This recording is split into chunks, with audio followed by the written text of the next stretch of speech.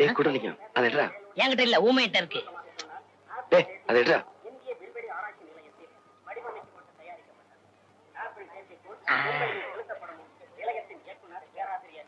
தீப்பெட்டிங்கடா.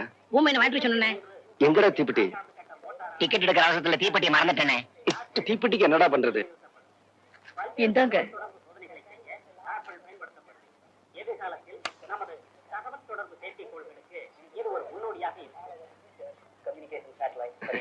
ரொம்ப நன்றிண்ணே.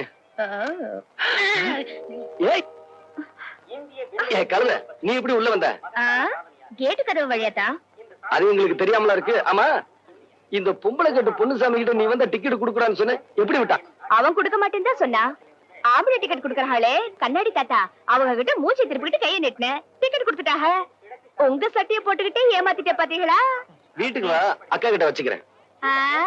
சொல்லிடுவீங்களோ?